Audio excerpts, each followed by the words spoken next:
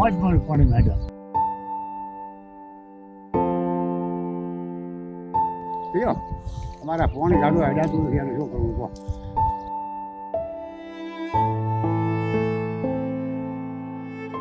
8-8 મહિનાથી અહીંયા પાણી પડી ગયું. પાણીની પૂરી સમસ્યા છે, હેડવાની તકલીફ છે. અહીંયા રસ્તો કર્યો અહીંયા ફાયદા છે. હું ફરણથી હેડો ને અહીંયા કોઈ સાધન મોટું હેડે એમ નથી.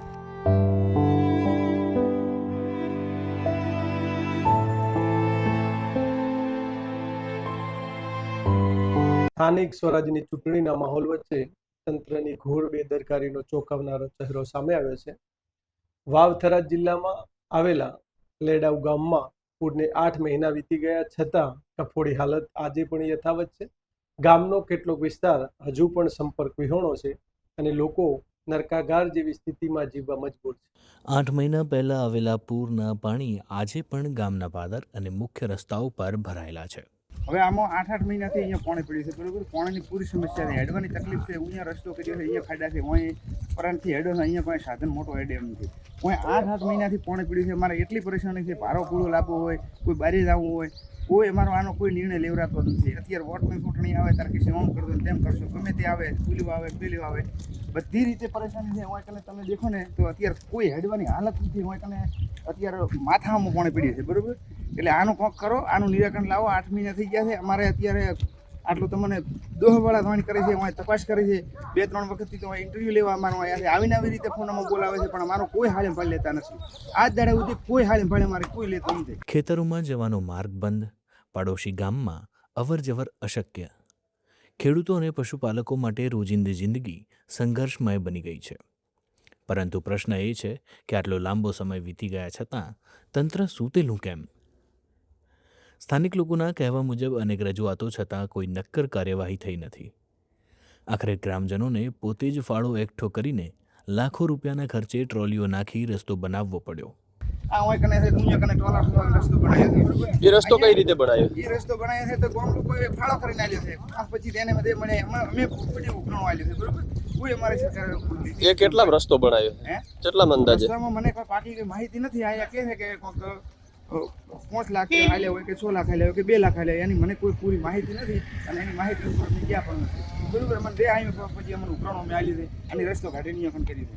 અત્યારે અમારે હેડવું તો ફોર્મ વરહાળો પાછો આવ્યો છે. અમારે દામું છે હવે ગામ.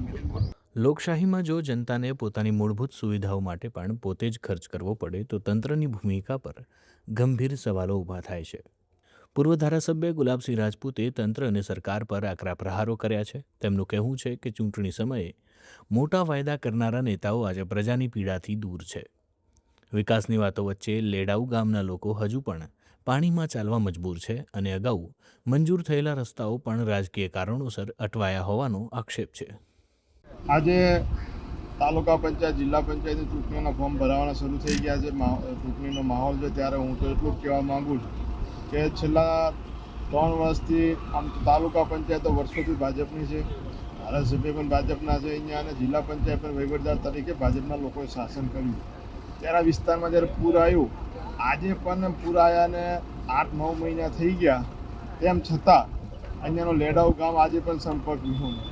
હું તો અભિનંદન આપીશ કે લેડાઉ ગામના સૌ લોકોને જેને સ્વયં ખર્ચે રસ્તો બનાવ્યો, એક જમીન વેચાતી લઈને એક લોકોએ ભેગા થઈને રસ્તો બનાવ્યો. જો ના બનાવ્યો તો આજે પણ 8 મહિનાથી ગામમાં આવવા જવાનો રસ્તા બંધ છે. અમારા હું ધારાસભ્ય તો ત્યાં ગામથી ગમરાથી મહાદેવપુરાનો રસ્તો મંજૂર કરાયો હતો, એ પણ ક્યાંક ને ક્યાંક ના કોઈ રાખીને રસ્તો પણ રદ કરવામાં આવ્યો.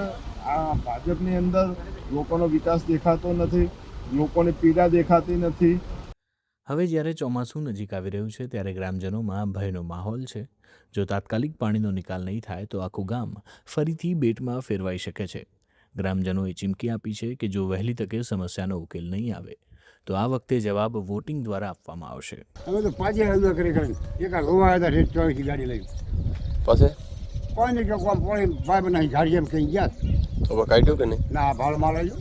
ચૂંટણીથી લઈને સત્તા સુધીનો સફર મતદારોના વિશ્વાસ પર ચાલે છે, પણ જ્યારે એ જ મતદારો આજે પણ પાયાની સુવિધાઓ માટે સંઘર્ષ કરે છે, ત્યારે વિકાસશીલ ગુજરાતના દાવાઓ વચ્ચે લેડાઉ ગામ જેવી હકીકતો એક મોટો સવાલ ઊભો કરે છે. શું વિકાસ માત્ર કાગળો પર છે કે પછી જમીન પર પણ દેખાવાનો સમય આવી ગયો? હવે જોવું એ પણ રહેશે કે સત્તાધીશો આ ગામના મતદારોના મત તેમની સમસ્યાઓ નિવારીને લેશે કે પછી વાતોના વંટોળ ચડાવી મતદાન લેવામાં સફળ થાય છે. નમસ્તે.